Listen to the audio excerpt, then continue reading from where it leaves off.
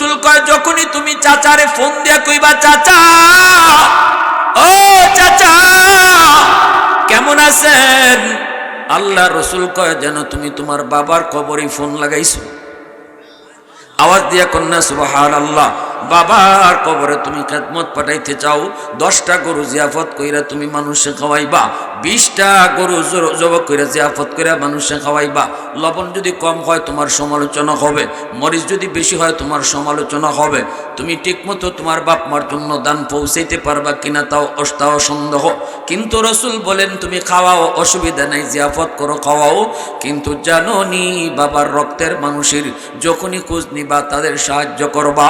চাচার একটা 500 টাকা দিলা, ঈদের সময় চাচার একটা লুঙ্গি কিনে দিলা, অথবা ফুফুর একটা শাড়ি কিনে দিলা, ফুফাতো ভাই বোন বিপদে পড়ছে তাদেরকে 5000 টাকা দিলা। রসুল কই বাবার রক্তের মানুষের পাশে দাঁড়ানো মাত্রই তোমার এই খেদমত আল্লাহ বাবার কবরে পৌঁছায় দিবে। মা দুনিয়াতে নাই, মা রক্তের মানুষ কারা কারা দুনিয়াতে আছে তুমি খবর নিয়ে দেখো। মা রক্তের মানুষ হলো মামা, মা রক্তের মানুষ হলো খালা, মামা তো ভাই বোন, খালা তো ভাই বোন, নানা নানি তারা যদি কেউ দুনিয়াতে থাকে, মা কবরে চলে গেছে, মার কবরে তুমি কিছু পাঠাইতে চাও রে যুবক, কেমনে তুমি মার কবরে পাঠাইবা? রসুল কয়ে খালারে তুমি সাহায্য করো, মামারে তুমি সাহায্য করো, কারণ তারা তোমার মার রক্তের। মামা তো ভাই বোন বিপদে পড়ছে, সাহায্য করো। সাথে সাথে তোমার এই খেদমতটা আল্লাহ তোমার মার কবরে পৌঁছে দিবে।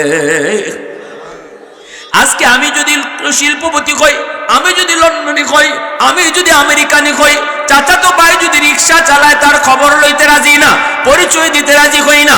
বাবার নামে তুমি 10টা গরু জবাই করে খাওয়াইছো, সব তুমি কামাইছো, সব পাঠাইছো, অথচ ওই রিক্সাওয়ালা চাচা তো ভাইটারে যদি তুমি একটা ব্যবস্থা করে দিতা, অথবা তার একটু জিগাইতা মুখটা দিয়ে, বাইরে তুই কেমন আছো, সাহায্য লাগতো না, শুধু কেমন আছো কইতা। রসুল কয় যেন বাবারে তুমি কবরে জিগাইতেছো, আব্বা তুমি কবরে কেমন আছো। আরো আস্তে কোন সুবহানাল্লাহ, আর একটু জোরে কোন না সুবহানাল্লাহ। এরপর রসুল কই শুধু তাই নয়, কালাম দিয়ে খুশবু তারে ভালো করে জিজ্ঞেস করো, পারলে তারে বাড়িতে এনে একটু দাওয়াত খাওয়াও। রসুল কই জানো নি বাবার কবরে তুমি কেমনে কি ফাটাইবা? বাবার বন্ধুরে যখনই তুমি একবেলা খাওয়াইছো, অথবা 1 কাপ চা খাওয়াইছো, অথবা ফোন দিয়ে জিজ্ঞাইছো চাচা আপনি কেমন আছেন, রসুল কয় বাবার বন্ধুরে তুমি জিজ্ঞেস করছো না, বরং কবরে বাবারে তুমি জিজ্ঞাইছো আব্বা তুমি কেমন আছো। আর আস্তে কোন সুবহানাল্লাহ। মা যাদের সাথে চলতো সেই মহিলাদেরকে যদি তুমি পাও, তাদেরকে পাইলে পরে মার মতো তুমি শ্রদ্ধা কইরো, ঘরে ঢুকায়া কইও চাচি একটা চা খায়া যান, চাচি একটা পান খায়া যান। আম্মা থাকতে আমাদের বাড়িতে আপনি কত আইছেন, এখন আম্মা নাই এজন্য আপনি বাড়িতে আসেন না, চাচি একটা পান খায়া যান। এই যে চাচিরে আপনি একটা পান খাওয়াইছেন কারণ তিনি আপনার মার বান্ধবী। আল্লাহ রসুল কয় মার বান্ধবীরে খাওয়াইছো না, কবরে মারই খাওয়াইছো। এর প্রমাণ হলো মায়ের নবীর দিন আম্মা জান আয়েশা সিদ্দিকা রাদিয়াল্লাহু তাআলা আনহাকে নিয়ে রসুল খাইতে বসলেন। অনেকগুলি রুটি রসুলের সামনে, আল্লাহর নবী খাইতে পারেন না, নবীজির চোখ থেকে দর দর করে পানি পড়ে। আম্মা জান আয়েশা সিদ্দিকা রাদিয়াল্লাহু তাআলা আনহা মায়ের নবীকে জিজ্ঞেস করেন, নবী গো কাঁদেন কেন গো নবী? আল্লাহর নবী বলতেছে আয়েশা রে, তোমরা তোমার সুখের দিনের স্ত্রী আর দুঃখের দিনের স্ত্রী ছিল আমার খাদিজা। আমার খাদিজার সামনে কোনোদিন আমি এতগুলি রুটি হাজির করতে পারি নেই, আজকে তোমাদের সামনে যতগুলি রুটি খাইতে নিয়ে বইছি। ও আয়েশা আমার খাদিজার কথা আমার মনে পড়ে গেছে, অথচ আমার খাদিজা ছিল আরবের সবচেয়ে ধনী নারী, আন্তর্জাতিক মানের ব্যবসায়ী, সমস্ত সম্পদ ইসলামের জন্য দান করে নিঃস্ব হয়ে গেছি। আমি রসুল খাদিজার সামনে কোনোদিন একটার বেশি 2টা রুটি হাজির করতে পারি নাই, আজকে আমাদের সামনে এতগুলি রুটিরে আয়েশা আমার খাদিজার কথা মনে পড়ে গেছে, এজন্য আমার গলা দিয়ে রুটি যায় না। ও আয়েশা একটা রুটি আমার খাদিজারে দিয়ে আসো। আম্মা জান আয়েশা সিদ্দিকা রাদিয়াল্লাহু তাআলা আনহা বলেন, ইয়া রাসূলুল্লাহ আপনার খাদিজা তো কবরে শায়িত গো নবী, কেমন করে রুটি খাওয়াবো? রসুল বলেন, আয়েশা তুমি জানো না আমার খাদিজার বান্ধবী নাফিসা এখনো দুনিয়ায় জীবিত, নাফিসারে যদি একটা রুটি খাওয়াও তাহলে আমার খাদিজারে রুটি খাওয়ানো হবে। আওয়াজ দিয়ে কও না সুবহানাল্লাহ, আরেকটু জোরে কও না সুবহানাল্লাহ। উলফত মে তেরি ওয়াইসিনে দান কো তোরা, বু বকর উমর নকশে কদম তেরা ন ছোরা, আয়ো শাক নবী ওয়াকে আসরার মদিনা, সুলতান কা সুলতান है सुल्तान मदीना, सरकार का सरकार है सरकार मदीना, गुलजार का गुलजार है गुलजार मदीना। अल्लाह ने मक्का ही में ये काबा बनाया, इस काबा का काबा तेरे मरकद को बनाया, अल्लाह ने मक्का ही में ये काबा बनाया, इस काबा का काबा तेरे मरकद को बनाया, ऐसा लम्हा जी चले जा राह मदीना, सुल्तान का सुल्तान है सुल्तान मदीना, सरकार का सरकार है सरकार मदीना, गुलजार का गुलजार है गुलजार मदीना। मुसलमाনের আওয়াজ কও আল্লাহু আকবার। ভাইরা বন্ধুরা জন্য বলতেছিলাম, আল্লাহর নবী রহমতের নবী কয়, ও খাদিজা আমাকে কম্বল দিয়া চুম্মা করো, কমলি দিয়ে আমাকে তাড়াতাড়ি দড়ো, জ্বর উঠে যাবে, আমি মনে হয় বাঁচবো না। আম্মাদান কয় না, আপনার মধ্যে এমন কিছু গুণাবলী আছে যেই গুণগুলি থাকলে দুনিয়াতে কারো ক্ষতি হতে পারে না, তার উপরে কোনো আফত বিপদ আইতে পারে না। একটা গুণ হলো আপনি আত্মীয় স্বজনের সাথে আত্মীয়তা রক্ষা করে চলেন, আত্মীয় স্বজনের খবর নেন। আমি তো বলি আত্মীয় স্বজনের নামগুলো আপনি ডায়েরিতে লিখেন।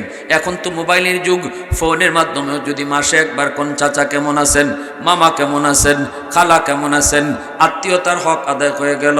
সবাই তো টাকা চাওয়ার জন্য আপনার জন্য পাগল না, অন্তত ফোনটা দিয়ে যদি মামা তো বাইরে জিজ্ঞেস করেন, বাইরে তুই কেমন আছো?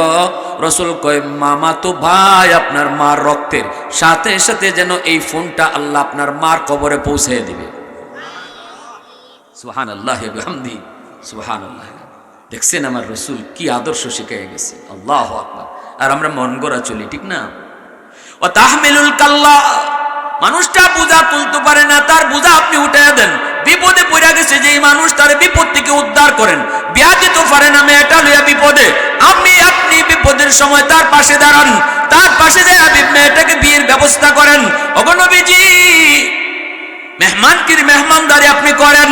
এমনি ভাবে যেই মানুষটা চলতে পারে না তার চলার সুযোগ করে দেন, ব্যবস্থা করে দেন। মায়ার নবীর কাছে ভিক্ষুক ভিক্ষা চায়, রসুল ভিক্ষা না দেয়া কয় আসো তোমার একটা কোরাল কিনে দিই। কোরাল কিনিয়া দেয়া রসুল গাছ কাটার জন্য ব্যবস্থা করে দিয়েছেন, স্থায়ীভাবে রসুল ব্যবস্থা করে দিয়েছেন। আজকের এই যুব সমাজ এরাও তো এই কাজের মধ্যে আলহামদুলিল্লাহ আমি দেখতেছি। ভাইরা বন্ধুরা বলতেছেন, আম্মাজান বলে এই গুণগুলি যার মধ্যে থাকবে তার উপরে খোদার কসম দুনিয়াতে কোনো আফত বিপদ আইতো না। সত্যের পক্ষে যে কথা কয়, খারাপ থেকে মানুষকে বাঁচায়, এই যে গুণাগুলিগুলি আল্লাহ রসুলের যতগুলি 5টা গুণ যে এখানে আম্মাজান কইছেন, একটা গুণের কত কম নাই যে আপনি তসবি পড়েন, আপনি কোরআন তেলাওয়াত করেন, আপনি জিকির আজকার করেন, অতএব দুনিয়াতে আপনার কোনো বিপদ আপদ আসতে পারে না। কোরআন তেলাওয়াত করা, জিকির আজকার করা মুস্তাকিল ইবাদত, কিন্তু আসমানি জমিনি বিপদ থেকে দুনিয়াতে বাঁচবার জন্য যেই 5টা গুণের কথা আম্মাজান কসম খায়ে কইছেন, প্রত্যেকটা গুণ হলো সামাজিক সেবা, মানুষের উপকার। আলাইহি ওয়াসাল্লাম لا ورع كالكف أو كما قال النبي عليه الصلاة والسلام صلى الله على سيدنا ومولانا محمد وعلى آله وأصحابه وسلم صلى الله على سيدنا ومولانا محمد وعلى آله وأصحابه وسلم اے حبیب کبریا تم پر سلام دل صدا کہتا رہا تم پر سلام اے امام الانبیاء تم پر سلام اے امام الانبیاء تم پر سلام مسجد اقصی میں جملہ انبیاء مسجد اقصی میں جملہ انبیاء مقتدی تھے اور وہاں تم مقتدا مقتدی تھے اور وہاں تم مقتدا اے امام الانبیاء تم پر سلام دل صدا کہتا رہا تم پر سلام لا الہ الا اللہ সবাই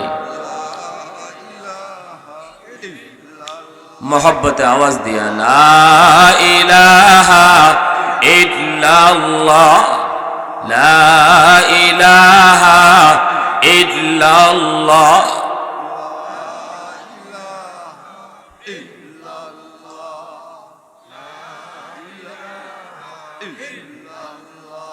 হৃদয়ের জানালাটা খুলে দাও না প্রভুর ডাকে মন সারা দাও না প্রভুর ডাকে মন সারা দাও না হৃদয়ের জানালাটা খুলে দাও না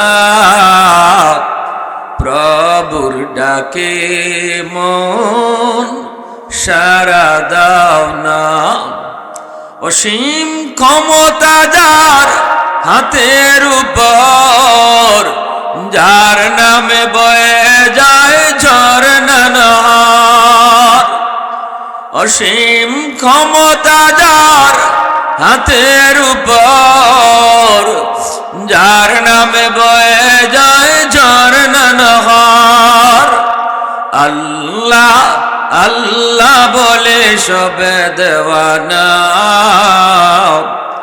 আল্লাহ আল্লাহ বলে সবে দেওয়ানা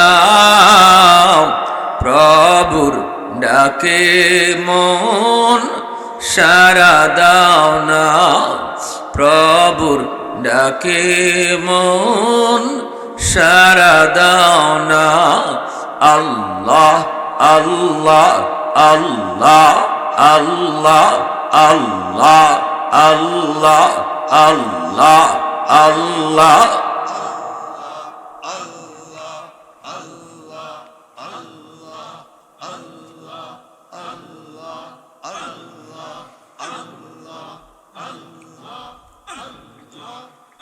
লা ইলাহা ইল্লাল্লাহু মুহাম্মাদুর রাসূলুল্লাহ জুরে সুরে বলি সাল্লাল্লাহু আলাইহি ওয়াসাল্লাম।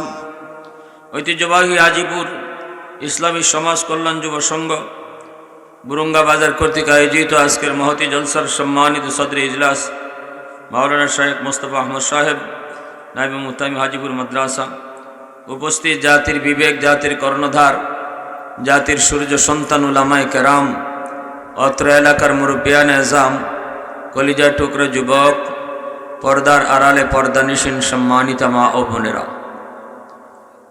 মানুষের জীবনের সবচেয়ে দামি একটা সময় হলো যৌবনকাল। যৌবনকালটা আল্লাহর কাছে বড় দামি। একজন যুবক খুব কম সময়ে সে আল্লাহকে খুশি করতে পারে। কারণ হলো রাসূল বলেন লা ওয়ারআ কাল কাফি, যার শক্তি আছে, সুযোগ আছে গুনাহ করার, এরপরও সে গুনাহ করে না।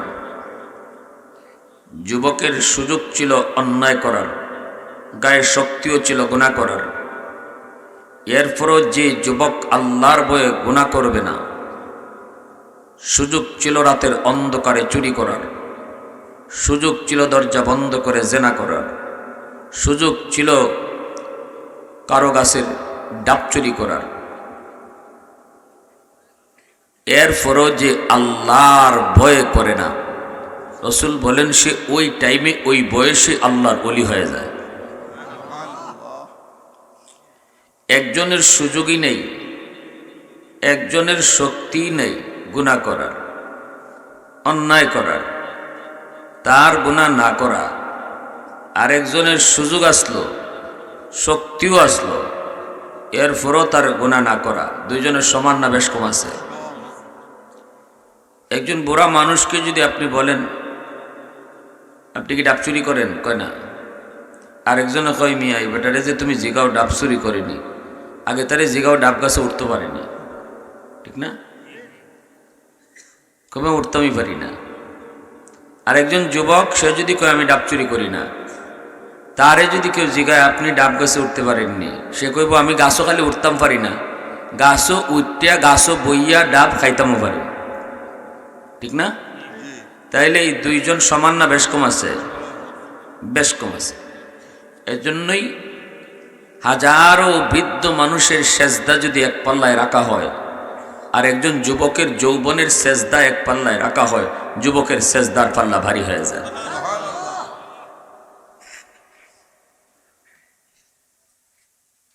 যুবক যৌবনে খুব দ্রুত আল্লাহর ওলি হতে পারে। এজন্য আল্লাহর নবীর মক্কায় মিশন ছিল যুবকদেরকে নিয়ে। যে সমাজের যুবকরা ভালো, যে সমাজের যুবকরা আদর্শ, যে সমাজের যুবকরা ভালো কাজ করে, এই সমাজ ভালো হতে চলে। কারণ যুবক হলো সমাজের মেরুদণ্ড, যুব সমাজ হলো দেশের মেরুদণ্ড। আর যদি কোনো সমাজের যুবকরা খারাপ হয়, এই সমাজ অটো খারাপ হয়ে যায়, ঠিক না? তবে মনে রাখবেন, যুব সমাজ সবসময় সত্যটা বুঝে, ন্যায় বুঝে, এবং যুবকরা সবসময় ন্যায়ের পক্ষে থাকে। এজন্য আল্লাহর রসুল যখন মক্কায় কালেমার দাওয়াত দেন, তখন নবীকে সবচেয়ে বেশি সাপোর্ট করেছে যারা, এরাই ছিল মক্কার যুবক সমাজ। আবু জাহেল, উতবা, সাহেবা, এরা লিডার, এরা রসুলের বিরোধিতা করেছে, কিন্তু নবীজিকে কালেমার দাওয়াতে সাপোর্ট করেছে মক্কার যুব সমাজ। আল্লাহু আকবার, জোরে বলেন। এজন্য আল্লাহ পাক রব্বুল আলামিন বলেন, শোনো, এই যৌবন কালটা যদি তুমি আমার গোলামিতে কাটাও, এই যৌবন কালটাতে যদি আমি আল্লাহকে ডরাও, তাহলে যেই বয়সে তুমি বৃদ্ধ হয়ে যাবা, তোমার গায়ে শক্তি থাকবে না, চাইলেও তুমি আমার গোলামি ঠিক মতো করতে পারবা না, তখন আমি আল্লাহ ওয়াদা দিলাম, যৌবনে যা এবাদত করতে হয় সব এবাদত আমি আল্লাহ বুড়া বয়সে না করলেও আমল জামায় জারি রাখবো। ইল্লাল্লাযীনা আমানু ওয়া আমিলুস সালিহাত ফালাহুম আজরুন গায়রু মামনুন। আল্লাহ পাক রব্বুল আলামিন পবিত্র কুরআনুল কারীমের সূরাতুত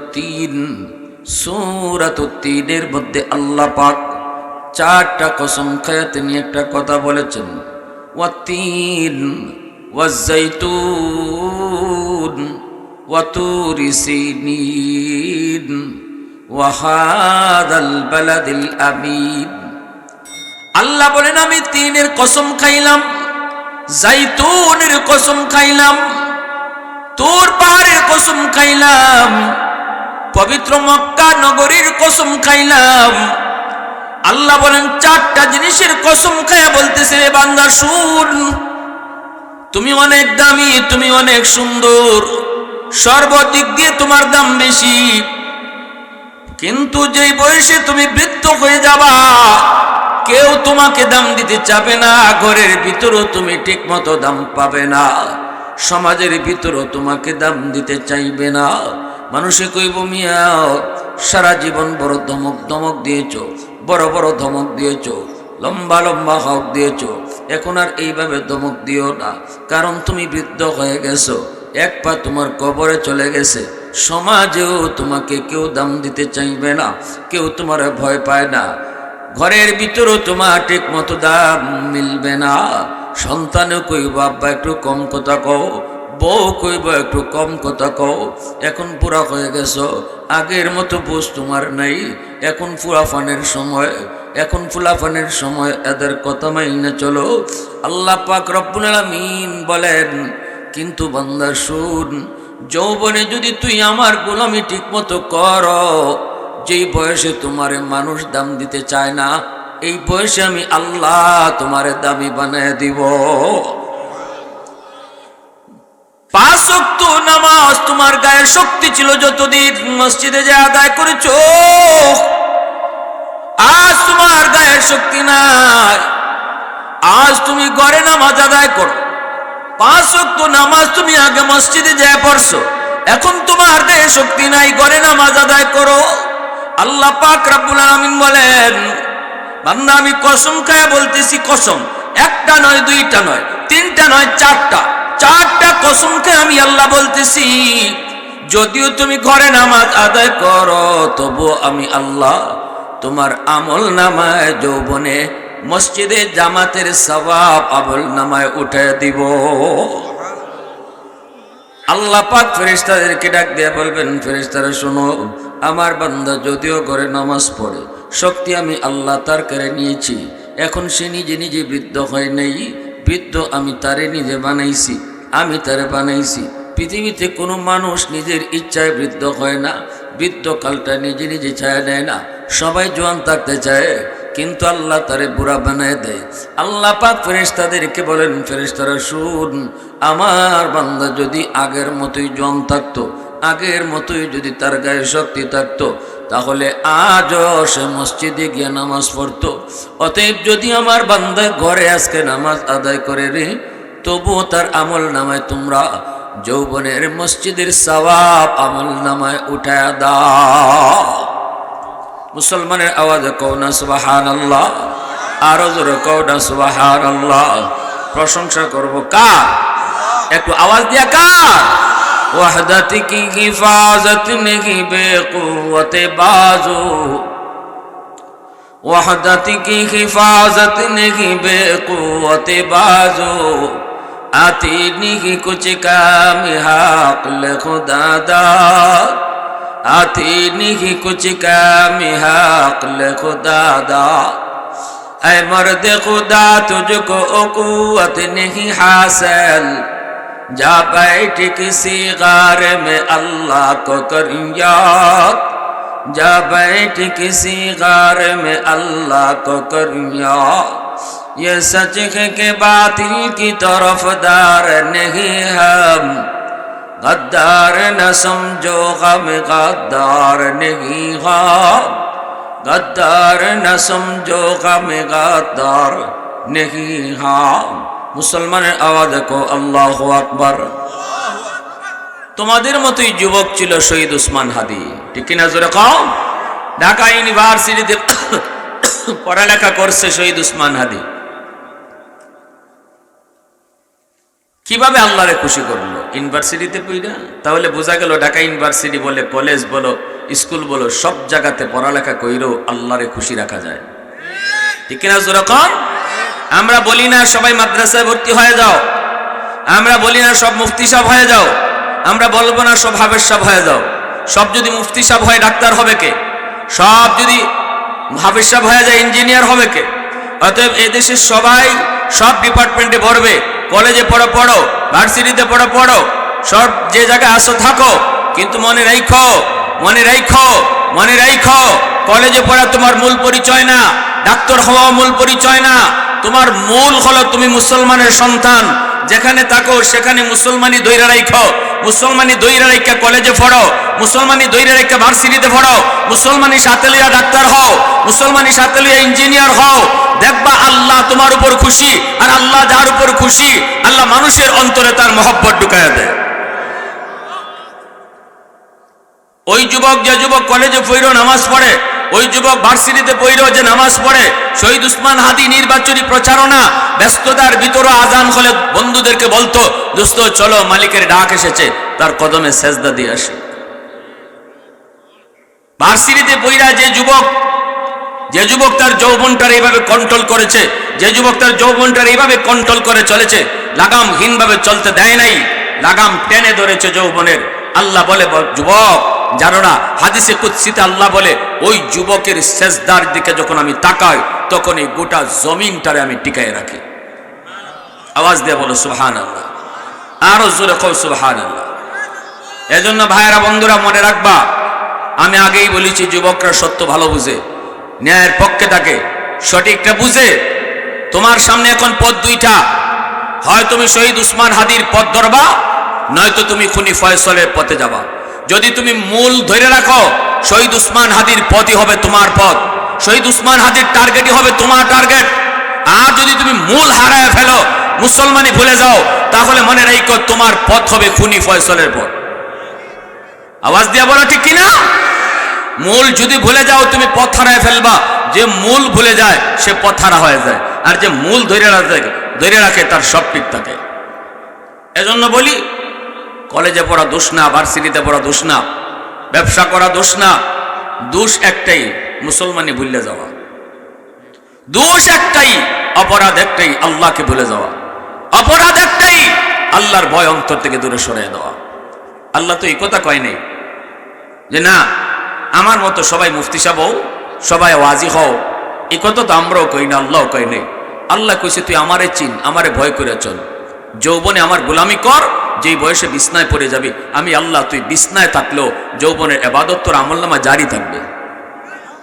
আমি আল্লাহ কাটবো না, যৌবনে ইবাদত কাটবো না। তাহাজ্জুদ পড়েছো তুমি, এখন তুমি বিছানা থেকে উঠতে পারো না, গায়ে শক্তি নেই। ইল্লাল্লাযীনা আমানু ওয়া আমিলুস সালিহাত ফালাহুম আজরুন গায়রু মামনুন। আল্লাহ পাক বলে, ফেরেশতারা আমার বান্দা যদিও ঘুমায় আছে, তাহাজ্জুদের নামাজ পড়তে পারে না, অথচ তার মন চায়, দেখো না তাহাজ্জুদের টাইমে তার ঘুমটা ভাঙছে ঠিকই, কিন্তু আমার বান্দা ঘুম থেকে উঠতে পারে না, কারণ তার গায়ে শক্তি নেই। শক্তি আমি আল্লাহ কেড়ে নিয়েছি, বান্দা নিজে নিজে তার শক্তি ক্ষয় নাই, ঠিক না? আমি আল্লাহ তার শক্তি কেড়ে নিয়েছি। আজও তার গায়ে যদি শক্তি থাকতো, আজও বিছানা থেকে উঠতো, আমার কদমে সেজদা দিত। যদিও আমার বান্দা ঘুমায় আছে, বিছানায় পড়ে আছে, তাহাজ্জুদ পড়তে পারে না, তবুও তোমরা তার আমলনামায় তাহাজ্জুদের সওয়াব থেকে বঞ্চিত করো না। আল্লাহ পাক কয় তার আমলনামায় তাহাজ্জুদের সওয়াব তোমরা উঠায় দাও। রব্বুল আলামিন এই কথাটা কিন্তু আল্লাহ পাক কসম খায় বলছে রে যুবক, কসম খায় আল্লাহ এই কথাটা বলছে। হাদিস শরীফে রাসূল বলেন, সাবআতুই ইয়াযিল্লুহুমুল্লাহু ফি যিল্লিহি ইয়াওমা লা যিল্লা ইল্লা যিল্লুহু, ইমামুন আদিল ওয়া রাজুলুন শাবুন নাশাআ ফি ইবাদাতি রাব্বিহি। আল্লাহ পাক রব্বুল আলামিন বলেন, রাসূল বলেন, তার হাদিস শরীফে 7 দল মানুষকে আল্লাহ পাক আরশের নিচে জায়গা দিবে। এই 7 দলের ভিতরে এক দল হলো ওই যুবক, যেই যুবক যৌবনে আল্লাহর গোলামি করেছে। যুবক যৌবনের এই শক্তিটা তুমি কোন কাজে ব্যয় করবা? যৌবনের এই শক্তিটা তুমি কোন জায়গায় লাগাবা? নেতার পিছনে, নেত্রীর পিছনে কয় ন, এই শক্তি তোমার ব্যয় হবে একমাত্র আল্লাহর জন্য, আল্লাহর দ্বীনের জন্য। ব্যক্তিগত কোনো স্বার্থে শক্তি ব্যয় হবে না, দলের জন্য নয়, নেতার জন্য নয়। সামনে আসতেছে নির্বাচন, নেতার জন্য তুমি জীবন দিয়া দিবা, নেতা তোমার কি দিব? তুমি যদি জীবনটা দিয়া দাও, তোমার ফ্যামিলির খবর নেই কিনা তুমি খবর নিয়ে দেখো, তুমি তো কবরে চলে যাবা, দেখবা না। এমন বহু নজির আমরা দেখেছি, নেতার জন্য জীবন দিয়েছে, অথচ নেতা তার ফ্যামিলির খবর নেয় নাই। পর্যন্ত নেয় নাই। হাত ভাঙছো তুমি, পা ভাঙছো তুমি, কুবাইছো তুমি আরেকজন রে, জেল খাটছো তুমি, কয় নেতায় তোমার যায় খবর নিবে। এজন্য মনে রাখো, শক্তি কোনো নেতার জন্য ব্যয় করো না, শক্তি দলের জন্য ব্যয় করো না, শক্তি নিজের স্বার্থের জন্য নয়, শক্তি দুনিয়ার জন্য নয়, শক্তি ব্যয় হবে শুধুমাত্র আল্লাহর জন্য, শক্তি ব্যয় হবে একমাত্র দ্বীনের জন্য। শহীদ উসমান হাদির গায়ে ময়লা পানি ফেলায় দিল, হাসতে হাসতে কয় তোমরা আরো ফলাও, অসুবিধা নেই, আমি মনে কষ্ট পাই না। হাসতে হাসতে সে চলে গেল, বিন্দু পরিমাণ রাগারাগি করলো না, কারণ হলো এটা তার ব্যক্তি স্বার্থ। আল্লাহ কয় মুহাম্মাদুর রাসূলুল্লাহ ওয়াল্লাযীনা মাহু আশিদ্দাউ আলাল কুফফার রুহামাউ বাইনাহুম। কোথায় তুমি গরম হবা, কোথায় তুমি নরম হবা, রুল আল্লাহ বলে দিয়েছে, কোরআনের ভিতরে বলে দিয়েছে।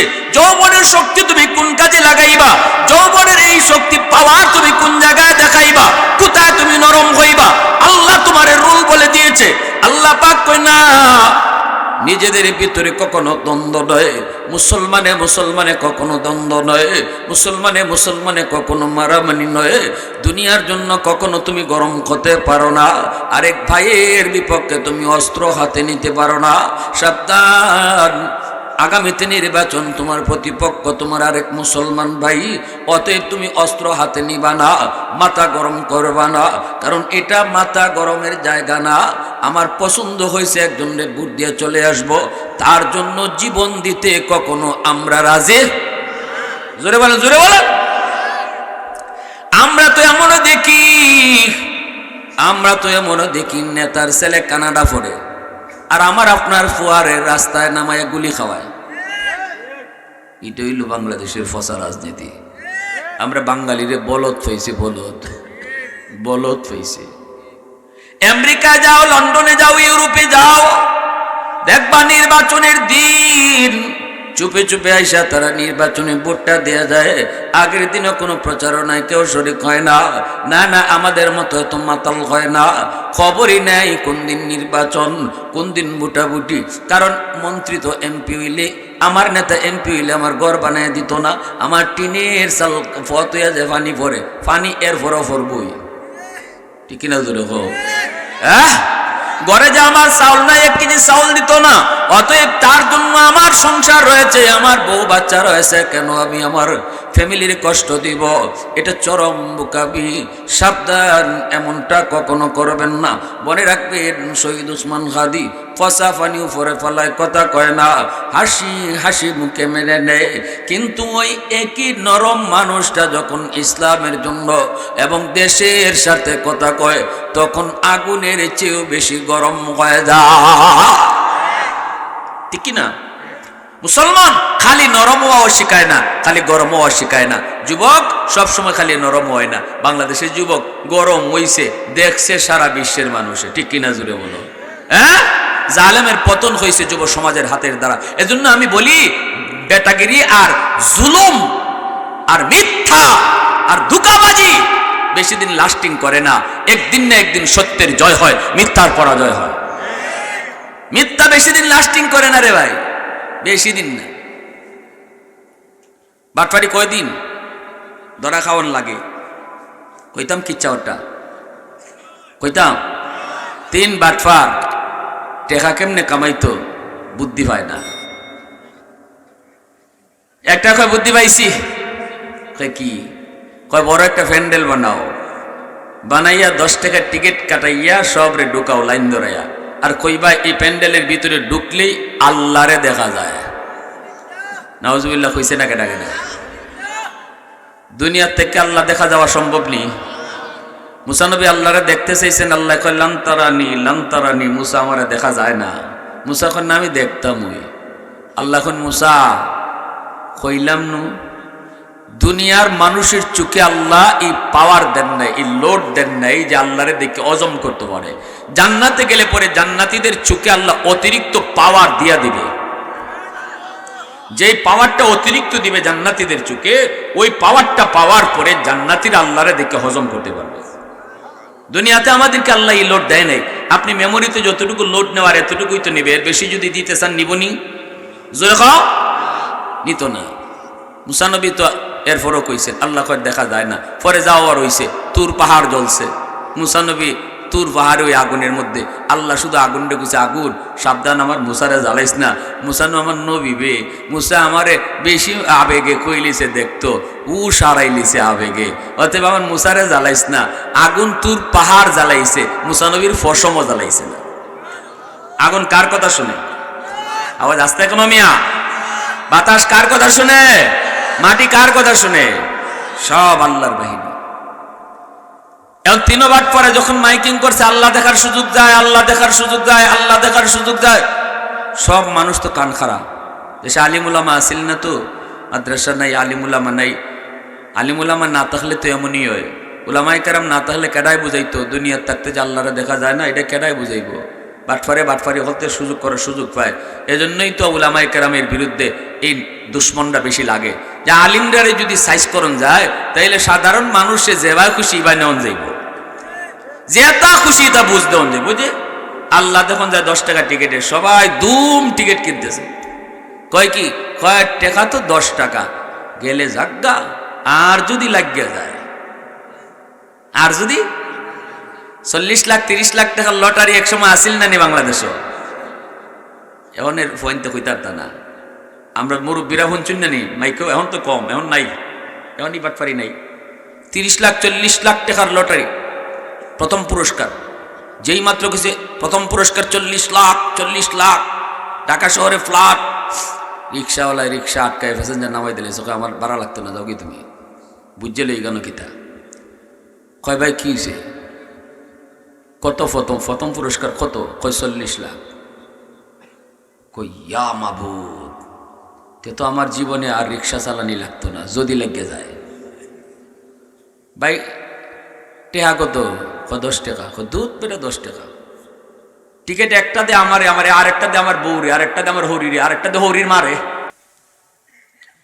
টিকিট আর এখন একটা কেনে না, গোষ্ঠী শুদ্ধা টিকিট, সারাদিনের টিকিট কামাইছে 200 টাকা টিকিটও লিলিছে 40 লাখের লুবে। এখন এই দেশের মানুষ সব কয় টাকা তো 10 টাকা গেলে গেছে, আর যদি লেগে যায় ধুম টিকিট। বাদশা কয় আমার জন্য কিন, আমি আর সুযোগ আচ্ছারে করে কিলাম। বাদশার বউ কয় ওগো আমার লাগিও কিনো। কিনছে, কিনে নির্ধারিত তারিখে সবাই গেছে আল্লাহ দেখার জন্য। এখন তিনও বাটফারে মাইক লিয়ে বইছে, আর কয় লাইন ধরে দেখবা, উড়াউড়ি কইরো না, নাইলে কিন্তু সমস্যা। বাদশা কয় রাখ, আমি যারে আগে ফাটাই মুছে দেখব। মন্ত্রী ডাক দিছে, দিকে তুই যা, খালি দেখতে আয় আল্লাহ আসুননি না নাই। যদি আল্লাহরে না দেখা যায়, আর্মি র্যাব বিডিআর সব রেডি রাখছে তিনও বাটফার রে বাদাম, যাতে একটাও মাটিত না পড়ে, সব রেডি। মন্ত্রীরা পাঠাইছে, মন্ত্রীকে ভিতরে ঢুকছে, ঢুকিয়ে দেখে আল্লাহ নাই। আল্লাহ হইতেন কই? এটা তো মিশা কথা। এ ডানে বামে ঘুরে আল্লাহ নাই, উপরেও নাই নিচেও নাই। এখন বাইরে খালি কইব যে স্যার আল্লাহ নাই, বাটপার হলে ধরুন খালি কইব। এমনি হলে তিনও বাটপারে মাইক কয় শুনেন, আল্লাহ দেখা খুব পবিত্র কাম, সবাই দেখতে পাবে, কিন্তু যার বাপের ঠিক নাই হে আল্লাহ দেখতে পাইতো না। এখন মন্ত্রী কয় ইন্না লিল্লাহ, এটা কি তা হয়? আমি তো নিয়ত করছিলাম বাইরে কইমু আল্লাহরে দেখছি না, অহন যে কইমু দেখছি না বা আল্লাহ নাই, তখনই তো কইব, মানুষও কইব আল্লাহ দেখবাই না ফরে, তোমার বাপের নি ঠিক আছে হিডে কও, ঠিক না নি? কে এখন তো পড়ছে মন্ত্রী বড় মাইনকে সিবাত, এমন ফারাবাসের সিবাত করছে, যদি কয় আল্লাহ দেখছি না তেইলেই তার উপরে বিপদ। বলে এই যে কোন জাতের মন্ত্রী বানাইলাম, এর তো মনে বাপের ঠিক নাই, মনে হয় কিছু ভেজাল আছে। এখন কপালও যা আছে মিশা কথা চালাই দিব। বাড়িছে পরে বাদশাহ যখন জিজ্ঞেস করছে কিরে আল্লাহ দেখছ? কয় স্যার যে সুন্দর আল্লাহ দেখা যায়। হাসা কইছে না মিশা কইছে? জোরে খাও। কেন মিশা কথা কইছে? বাটপারলদের ওই কথায় সবাই আল্লাহ দেখতে পাবে, কিন্তু যার জন্মে ভেজাল এ আল্লাহ দেখতে পাবে না। এই কথাটার কারণে হে মিশা কথা কইছে। যেই মাত্র এই সার্টিফিকেট দিয়েছে আল্লাহ দেখা যায়, বাদশাহ কয় রাখ, এখন আমি যাইমু। বাদশাহ গেছে দ্বিতীয় পর্যায়ে, যে বাদশায় যা দেখার দেখছে আল্লাহ নাই। তো এখন যে বাদশাহ বাইরি আর নিয়ত করতেছে, কয় আমি তো গিয়ে এখন কইমু আল্লাহ নাই, পাবলিকে আমারে কইব, বালা বেটার এদি বাদশাহ বানাইছি, হেদি বাপেরই ঠিক নাই। কারণ আমার আগে আমার মন্ত্রী আল্লাহরে দেখলো, আমি আল্লাহরে দেখলাম না, তে তো আমার জন্মে ভেজাল। কথাটা বুঝে আইছি নি আপনাদের? বাদশাহ এখন নিশ্চিত তার জন্মে ভেজাল আছে, হ্যাঁ নিজে নিজে বুঝতেছে এর ভেজাল আছে, কারণ মন্ত্রী তো আগে দেখছে আল্লাহ। এখন বাদশার বউ কয়, মানুষ আইসে দৌড়ি আগে কয়, স্যার মন্ত্রী কথা তো এত বিশ্বাস হয় না, মানে আপনি একটু কন স্যার, কি আল্লাহরে হাসুই আল্লাহ আসেননি? বাদশাহ কয়, আরে মন্ত্রী কি দেখছে, আমি যে সুন্দর আল্লাহরে দেখছি। হাসানা মিসা? জোরে খাও। মিসার বাণিজ্য চলছে, পুরা রমরমা ব্যবসা চলছে মিসা। এখন বাদশার বউ কয়, ওগো আমার একটু সুযোগ করে দাও। কয়, তো তুমি উঠতে যাইতে এখন অন্তত তোমারই ভালা দিছে, তাই সুযোগ করিয়া তাই ভিতরে ঢুকছেন, ঢুকে যা দেখবার দেখছেন আল্লাহ তো নাই, বাইরে বাজে এখন বাইরে মুখটা কালা, মানুষে আর তাই কোনটা জিগায় না, সবাই বাদশার কাছ থেকে সার্টিফিকেট পাই এখন লাইন ধরছে উড়াউড়ি। আর ম্যাডামে বাইরে এই বাদশার হাতে দুইরা কয়, ওগো আইও যাই কি খাম যাও, এবার তুই গো আইসেন। মহিলা মানুষ দেখবেন ফ্যাটের কথা বেশিক্ষণ রাখতে পারে, কোনটি নাই তো, এজন্য পেটের কথা বেশিক্ষণ রাখতে পারে না। মহিলাদেরকে যদি আপনি কোনো কথা কই, এখন এটা খুব গোপন কথা, তে মাশাআল্লাহ এটা খুব দ্রুত চড়াইব, ঠিক না নি? আপনি খুব দ্রুত যদি সাইন মহল্লায় সরাইতা কোনো কথা, খালি ম্যাডামরে কইবা সাবধান, কেউ রে কইও না। হে আরো 5 জন এই কথাই কইব, এটা তোমার বাইয়ে কইছেন গোপন কথা, কেউ রে ফোন নাই, এবাই সরায়। সব মহিলা না, আবার আমি ভাত খাইলিছি অসুবিধা নেই, নাহলে খানা বন্ধ হয়ে যেত নাকি? সব মহিলা এরকম না, কিছু কিছু মহিলা তো এখন দেখা যায় কি, এখন ম্যাডামে বাইরে গেছেন রাজদরবারে, রাত্রেবেলা যখন ঘুমাইব তখন মহিলা তো পেটে আর হজম হইতেছে না এই কথাটা, বাদশারে কেমনে কয়, বাদশার কাছে কাছে গেলে ঘেঁষাঘেঁষি করে বাদশার কাছে কাছে গিয়া কানের কাছে গিয়া কয়, অগো অগো অগো, এই দুই অগো গো করে কি থাকবে, কি সে কয়েকটা কথা কইতাম। কি কথা কও? তুই অগ লাগাইছে কে? কয় না, কথাটা কইতাম যে ডর লাগে, বয়ে কইম না নির্ভয়ে কইম। বাদশা কয়, তুমি আমার প্রিয়তমা স্ত্রী, আমার সহধর্মিনী, আমার ডার্লিং, তুমি কইবা নির্ভয়ে, আবার ভয় কিসে? কও আমার সাথে তোমার ভয় কে? কয় না, আমার কিতা কিতা জানি করে, তুমি নি আবার আমার কোনটা মনে করো, আবার নি তালাক তোলাক মাইরা দেও, ই ডরও করে আমার। বাদশা কয়, আরে এটা এমন কোন কাম করছো তুমি, আমি তালাক দিলাম? কও না কি হইছে? কেউ কইও না। কয় না কইতাম না, কইতে খানাখানি কই, কও। কয় আজকে যে আল্লাহ দেখার ফালা গেছে, তুমি আল্লাহ দেখছো নি? বাদশা কয়, ই বেজালি গান হইল কিতাব, এটা হি গানও দাফন দিয়েছি, আবার ই গানও লিয়েছি কিন্তু। বাদশা কয়, কেনে তোমার সন্দেহ হয় না? কিন্তু আমি তো দেখছি আল্লাহ রে। কি কয়? তাও আসল কথাটা কইতে রাজি, আমি তো আল্লাহরে দেখছি। এমনি ম্যাডাম কয়, তুই একটা কথা কই তোমারে। কয় কিতা? কয় তোমার কপালটা যে অত ভালো আর আমার কপাল যে অত খারাপ। বাদশা কয় কিতা? কয় বিশ্বাস করো আমি আল্লাহ দেখছি না। দেখো তুমি আমার এখন কুস্তা কইও না আবার, কারণ আমি জানি আমার জন্মের মাঝে 100% ভেজাল আছে। আমার যে জন্মের ঠিক না এটা আমার বুঝেই গেছি, নাইলে তোমরা সবে আল্লাহ দেখছো, আমি কেন দেখলাম না? তুমি আমার তালাক তোলাক দিও না, বাচ্চা কাচ্চা বড় বড় হয়ে গেছি গিয়ে, এখন ইয়ার সাথে দিলাইছি, তালাক তুলাক দিলে সরম ইজ্জত না, ইজ্জত থাকতো না, কোনো রকম কাটাইলে ফ্যাটের মাঝে রাখতাম পারছি না গো স্বামী, কইলিছি তোমারে। বাদশা যখন খালি উঞ্চে কয় আল্লাহ দেখছে না, তখনই বাদশা বড় বড় চোখ বানাইছে, বানায় কয় তোমার কথা শেষ নেই? কয় হয় শেষ। কইতে হুনো আস্তে করে কই, আমিও আল্লাহ দেখছি না। এমনি ম্যাডামে কয়, তে তো তোমার আমার যাতে যাতে মিলছে, তোমারও ভাবে ঠিক নাই, আমারও ভাবে ঠিক নাই। এখন কারে কাটায় আমার স্বার্থ, ঠিক না নি? তুমি ম্যাডামে কইতেছে, কইতে তুমি আমার এই কথা কইলা না, আমি যে তোমার জিগাইলাম আল্লাহ দেখছো নি? কই কি কেমনে কইতাম, কিতা কয় শুনছনি, কিতা কয় শুনছনি? কয় যার জন্মে বেজাল হে আল্লাহ দেখতো না, আমি ইতা কথা লইয়া বাসাই করতার মুখ দেখাই তার মুখ। কত এক কাম করো, তোমার মন্ত্রী জিগাও চাইন ফইলা দিয়ে পাঠাইছিল, এনি দেখছে, কয়ে এরে ধরা দরকার, আর্মি পাঠাইছে, কয়ে এরে ধরে লইয়াও, যেখানো আছি এখানে ধরে লইয়া আইবা, স্ট্যান্ড বাই, আর যদি মনে করে একটু দেরি করে তো তুলিয়া নিবে। এর গে ধরছে আর্মিরা, ধর কবা আইতায় গরম, কেনে কি তুই জানি না, কইছে তুমি যদি একটু দেরি করো তোমার তুলিয়া নিতাম। মন্ত্রী কয় রে ভাই আমি তো এরকম কোনো কাম করছি না। কোন কাম করছো এটা আমরা জানি না, যাইতে হয়। এরা ধৈর্য লই আইসে, আইয়া ভিতরে ঢুকায় আর খালি দল লাগা। কয় দল লাগাচ্ছে? কয় সারে কইছে তোরে হারাই তোমার দল লাগাইতাম। মন্ত্রী কলিজা তার বাণী নাই। বাদশা ভিতরে নিয়ে ঢুকাইছে, পরে কয় এই তোমরা সব বের হয়ে যাও, এরে তুই আ। বউরে কইছে দরজা দরজা জানালা সব লাগাও, বাইরে যেন আওয়াজ না যায়। দোয়াল লাগায় আর মন্ত্রী খালি কো স্যার স্যার স্যার কিতে হয়েছে স্যার? স্যার আমি কোনটা করছি না স্যার, স্যার আমি কোনটা করছি না স্যার। কয় কোনো কথা কইবি না, সামনে আয়। কয় কিতা? সত্য করে কইবে, মিশা কইবে গর্দান। আল্লাহ দেখছ তুই? ইয়া গজব, ইটাই কেন কিতা? কয় স্যার এটা নো শেষ স্যার, সকালে এটাই কেন আইল? হ্যাঁ তোরে যেটা কইছে এটা কয়, আল্লাহ দেখছ নি কো? কয় স্যার আমি জীবনে আপনার লোকে মিশা মারছি স্যার, আমি মিশা কথা চিনিই নাই। যে যত বেশি মিশা মারবো, এই মিশা কথাটা কইবার আগেও কইব আমি জীবনও মিশা মাতি না, এটা মনে রাখবে। হ্যাঁ বেশি বেশি কথাটা কইব, আমি মিশা মাতি না, মিশা মাতা আমার অভ্যাসই নাই। বুঝে হের মিশার ফ্যাক্টরি হের পেটো। তো স্যার আমি জীবনে মিশা মাতি স্যার, আমি আপনার লগে কোনো দিন মিশা মাতি না স্যার। দেখছো তো? দেখছি স্যার, আমি আল্লাহ দেখছি স্যার। কত বড় ডাকাই চিন্তা করে। আমি আল্লাহরে দেখছি স্যার, আমি মিশা মাতি না স্যার, আমি দেখছি স্যার।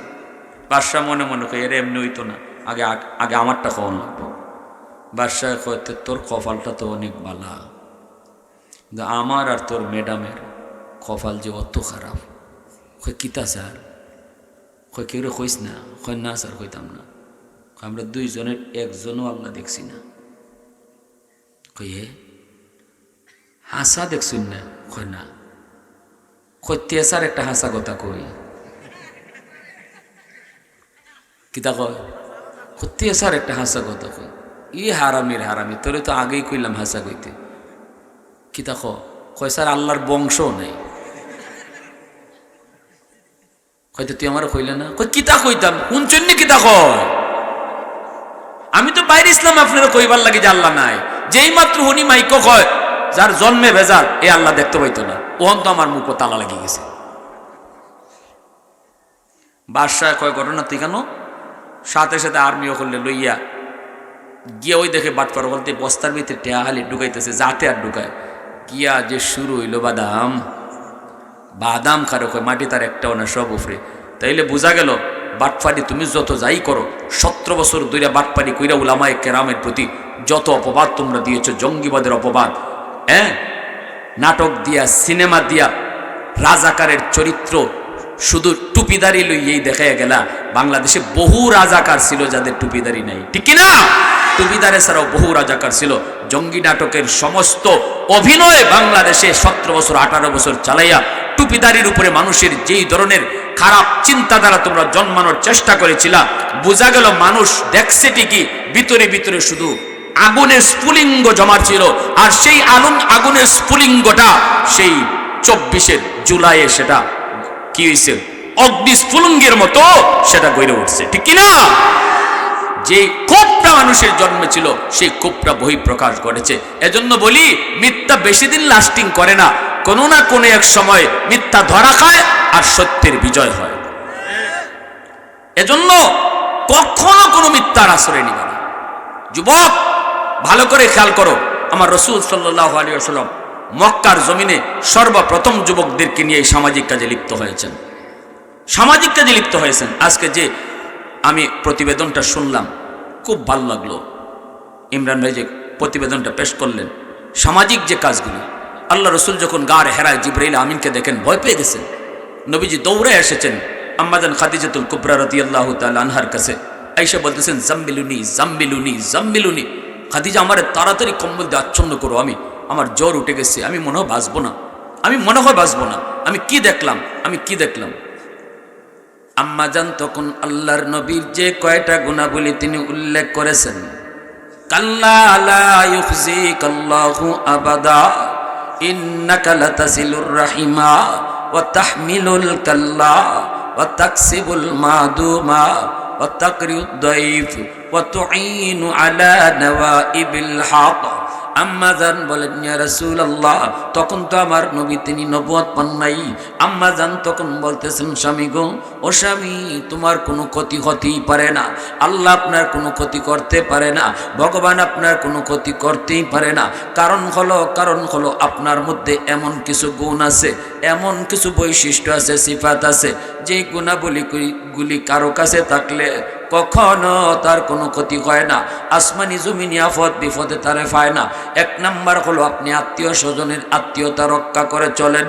কোথায় আমার মা, কোথায় আমার সম্পর্কের মানুষ, কোথায় আমার বাবার সম্পর্কের মানুষ, তাদের খোঁজ নিয়ে তোমরা চলো, আত্মীয় স্বজনের খোঁজ নিয়ে চলো। আমার রাসূল আত্মীয় স্বজনের খোঁজ নিয়ে চলতেন। আল্লাহ নবী রহমতের নবী বলেন, মা দুনিয়াতে নাই, যদি তুমি মার কবরে তুমি কিছু খেদমত পাঠাইতে চাও, বাবা কবরে চাইতো, বাবার কবরে যদি তুমি খেদমত পাঠাইতে চাও, রসুল বলেন মার রক্তের মানুষ কারা কারা আছে তুমি খবর নাও, বাবার রক্তের মানুষ কারা কারা জীবিত আছে তুমি খবর নাও। এই আত্মীয় স্বজনের খবর তুমি যখনই নিবা, বাবার রক্তের মানুষ হলো চাচা, বাবার রক্তের মানুষ হলো ফুফু, বাবার রক্তের মানুষ হলো দাদা, ফুফাতো ভাই বোন, ফুফাতো ভাই বোন, চাচাতো ভাই বোন। রসুল কয়, যখনই তুমি চাচারে ফোন দিয়া কইবা, চাচা, ও চাচা কেমন আছেন, আল্লাহ রসুল কয় যেন তুমি তোমার বাবার কবরে ফোন লাগাইছো। আওয়াজ দিয়া কন্যা সুবহানাল্লাহ। বাবার কবরে তুমি খেদমত পাঠাইতে চাও, 10টা গরু জিয়াফত কইরা তুমি মানুষে খাওয়াইবা, 20টা গরু জব কইরা জিয়াফত কইরা মানুষে খাওয়াইবা। লবণ যদি কম হয় তোমার সমালোচনা হবে, মরিচ যদি বেশি হয় তোমার সমালোচনা হবে। তুমি ঠিকমতো তোমার বাপ মার জন্য দান পৌঁছাইতে পারবা কিনা তাও সন্দেহ। কিন্তু রসুল বলেন তুমি খাওয়াও, অসুবিধা নাই, জিয়াফত করো, খাওয়াও, কিন্তু জানো নি বাবার রক্তের মানুষের যখনই খোঁজ নিবা তাদের সাহায্য করবা। চাচার একটা 500 টাকা দিলা, ঈদের সময় চাচার একটা লুঙ্গি কিনে দিলা, অথবা ফুফুর একটা শাড়ি কিনে দিলা, ফুফাতো ভাই বোন বিপদে পড়ছে তাদেরকে 5000 টাকা দিলা। রসুল কই বাবার রক্তের মানুষের পাশে দাঁড়ানো মাত্রই তোমার এই খেদমত আল্লাহ বাবার কবরে পৌঁছায় দিবে। মা দুনিয়াতে নাই, মা রক্তের মানুষ কারা কারা দুনিয়াতে আছে তুমি খবর নিয়ে দেখো। মা রক্তের মানুষ হলো মামা, মা রক্তের মানুষ হলো খালা, মামা তো ভাই বোন, খালা তো ভাই বোন, নানা নানি, তারা যদি কেউ দুনিয়াতে থাকে, মা কবরে চলে গেছে, মার কবরে তুমি কিছু পাঠাইতে চাও রে যুবক, কেমনে তুমি মার কবরে পাঠাইবা? রসুল কয়ে খালারে তুমি সাহায্য করো, মামারে তুমি সাহায্য করো, কারণ তারা তোমার মার রক্তের। মামা তো ভাই বোন বিপদে পড়ছে, সাহায্য করো। সাথে সাথে তোমার এই খেদমতটা আল্লাহ তোমার মার কবরে পৌঁছায় দিবে। আজকে আমি যদি শিল্পপতি হই, আমি যদি লন্ডনে হই, আমি যদি আমেরিকানে হই, চাচাতো ভাই যদি রিক্সা চালায় তার খবর লইতে রাজি না, পরিচয় দিতে রাজি হই না, বাবা নামে তুমি 10টা গরু জবাই করে খাওয়াইছো, সব তুমি কামাইছো, সব পাঠাইছো, অথচ ওই রিক্সাওয়ালা চাচাতো ভাইটারে যদি তুমি একটা ব্যবস্থা করে দিতা, অথবা তার একটু জিগাইতা, মুখটা দিয়ে বাইরে তুই কেমন আছো, সাহায্য লাগতো না, শুধু কেমন আছো কইতা। রসুল কয় যেন বাবারে তুমি কবরে জিগাইতেছো, আব্বা তুমি কবরে কেমন আছো। আরো আস্তে কোন সুবহানাল্লাহ, আর একটু জোরে কোন না সুবহানাল্লাহ। এরপর রসুল কই শুধু তাই নয়, কালাম দিয়ে খুশবু তারে ভালো করে জিজ্ঞেস করো, পারলে তারে বাড়িতে এনে একটু দাওয়াত খাওয়াও। রসুল কই জানো নি বাবার কবরে তুমি কেমনে কি ফাটাইবা? বাবার বন্ধুরে যখনই তুমি একবেলা খাওয়াইছো, অথবা 1 কাপ চা খাওয়াইছো, অথবা ফোন দিয়ে জিজ্ঞাইছো চাচা আপনি কেমন আছেন, রসুল কয় বাবার বন্ধুরে তুমি জিজ্ঞেস করছো না, বরং কবরে বাবারে তুমি জিজ্ঞাইছো আব্বা তুমি কেমন আছো। আর আস্তে কোন সুবহানাল্লাহ।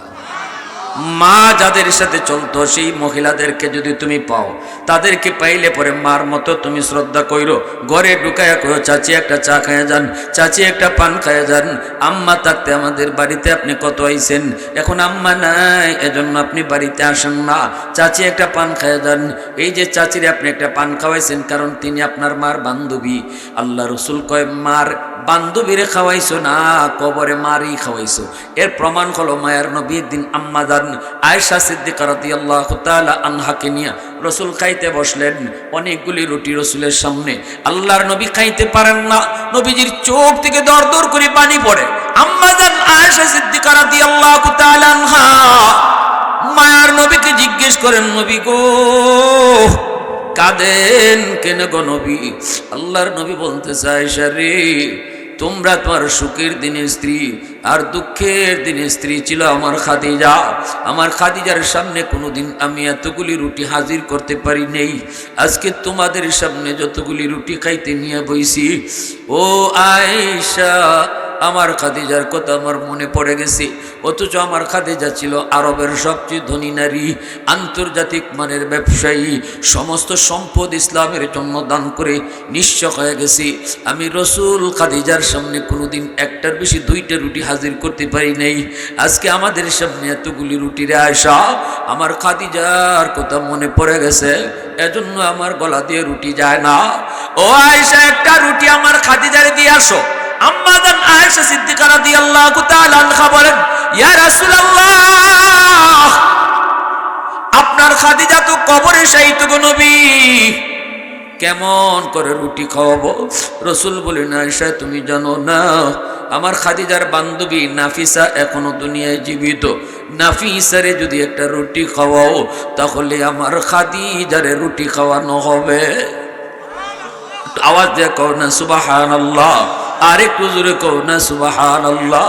উলফত মে তেরি ওয়াইসি নে দান কো তোরা, বু বকর উমর নকশে কদম তেরা ন ছোরা, আয়ুশাক নবী ওয়াকে আসরার মদিনা, সুলতান কা সুলতান है सुल्तान मदीना, सरकार का सरकार है सरकार मदीना, गुलजार का गुलजार है गुलजार मदीना। अल्लाह ने मक्का ही में ये काबा बनाया, इस काबा का काबा तेरे मरकद को बनाया।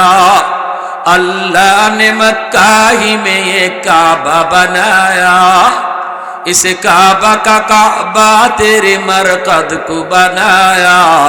ऐसा लम्हा जी चले जा राह मदीना, सुल्तान का सुल्तान है सुल्तान मदीना, सरकार का सरकार है सरकार मदीना, गुलजार का गुलजार है गुलजार मदीना।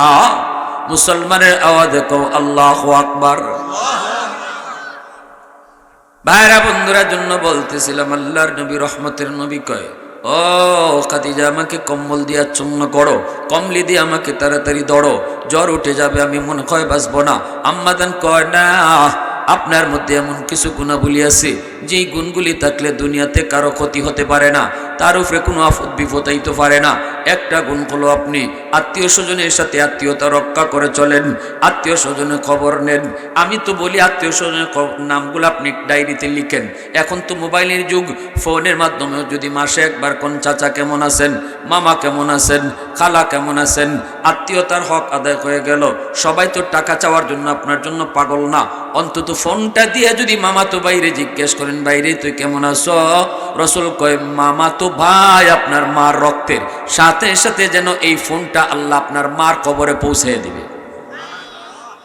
সুবহানাল্লাহ বিহামদি সুবহানাল্লাহ। দেখছেন আমার রসুল কি আদর্শ শিখিয়ে গেছে, আল্লাহু আকবার। আর আমরা মন গড়া চলি, ঠিক না? ও তাহমিলুল কাল্লা, মানুষটা বোঝা তুলতে পারে না, তার বোঝা আপনি উঠাইয়া দেন। বিপদে পড়ে গেছে যেই মানুষ, তার বিপদ থেকে উদ্ধার করেন। বিয়া দিতে পারে না, মেয়েটা লইয়া বিপদে, আপনি বিপদের সময় তার পাশে দাঁড়ান, তার পাশে যায় মেয়েটাকে বিয়ের ব্যবস্থা করেন। ওগো নবীজি, মেহমানকির মেহমানদারি আপনি করেন। এমনি ভাবে যেই মানুষটা চলতে পারে না, তার চলার সুযোগ করে দেন, ব্যবস্থা করে দেন। মায়ার নবীর কাছে ভিক্ষুক ভিক্ষা চায়, রসুল ভিক্ষা না দেয়া কয় আসো তোমার একটা কোরাল কিনে দিই। কোরাল কিনিয়া দেয়া রসুল গাছ কাটার জন্য ব্যবস্থা করে দিয়েছেন, স্থায়ীভাবে রসুল ব্যবস্থা করে দিয়েছেন। আজকের এই যুব সমাজ এরাও তো এই কাজের মধ্যে আলহামদুলিল্লাহ আমি দেখতেছি। ভাইয়েরা বন্ধুরা বলতেছেন আম্মাজান বলে এই গুণগুলি যার মধ্যে থাকবে তার উপরে খোদার কসম দুনিয়াতে কোনো আফত বিপদ আইতো না। সত্যের পক্ষে যে কথা কয়, খারাপ থেকে মানুষকে বাঁচায়, এই যে গুণাগুলিগুলি আল্লাহ রসুলের যতগুলি 5টা গুণ যে এখানে আম্মাজান কইছেন, একটা গুণের কত কম নাই যে আপনি তসবিহ পড়েন, আপনি কোরআন তেলাওয়াত করেন, আপনি জিকির আজকার করেন, অতএব দুনিয়াতে আপনার কোনো বিপদ আপদ আসতে পারে না। কোরআন তেলাওয়াত করা, জিকির আজকার করা মুস্তাকিল ইবাদত, কিন্তু আসমানি জমিনি বিপদ থেকে দুনিয়াতে বাঁচবার জন্য যেই 5টা গুণের কথা আম্মাজান কসম খায়ে কইছেন, প্রত্যেকটা গুণ হলো সামাজিক সেবা, মানুষের উপকার, সমাজ সেবা।